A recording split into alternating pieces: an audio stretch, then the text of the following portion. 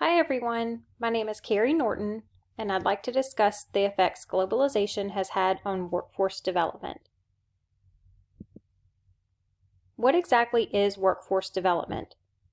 According to Gatta and McCabe, workforce development is a programmatic response to social and economic needs that bridges individual workers, employers, and societal needs. It is a set of interconnected solutions designed to meet the needs of both employees and employers in a variety of areas, to include changes in behavior, attitude, culture, and knowledge, to name a few. From an organizational perspective, workforce development is often centered upon training programs that provide current and potential employees with the knowledge, skills, and abilities to complete their jobs safely, effectively, and efficiently. The overall function of a workforce development system is to prepare individuals for employment on a variety of levels, to include development in current employment, development for potential promotional opportunities, and development in preparation to enter a new career field. Economic development relies on a skilled workforce, which is driven by a well-defined and properly functioning workforce development system that not only attracts but retains and trains current and potential talent. What is globalization? According to Hafner and Owens, globalization is the process of integrating the work of businesses and people from different countries to operate seamlessly throughout the world. Businesses are now going where the talent is, and lifetime employment is being replaced by lifetime employability. How is globalization impacting workforce development?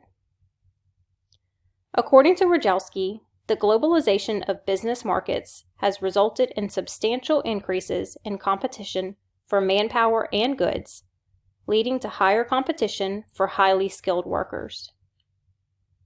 Rojalski also implies that the new globalized economy requires that workers possess a broad set of abilities, including both technical and interpersonal communication skills. Workers are now being required to commit to lifelong learning, and organizations will need to provide ongoing training and retraining for the existing workforce to remain viable. How can workforce development adapt to globalization?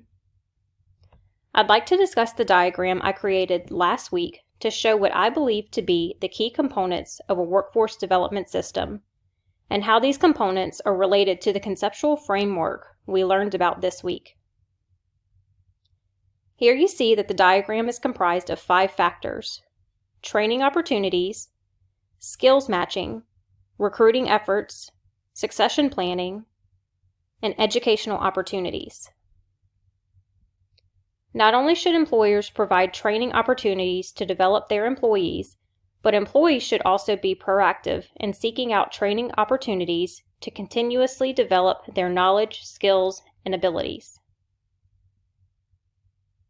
Employers should pay attention to the skills that their employees possess in order to match those skills with the skills needed in vacant positions. Employers should also be proactive in their recruiting efforts and should create and maintain open lines of communication with potential candidates who may be interested in filling upcoming job vacancies. Employers who take opportunities to develop relationships with potential candidates, providing them with more information about the company and the work the company performs, may be more successful in recruiting skilled candidates. Companies should have succession planning programs in place to develop their internal talent to fill higher-level job vacancies.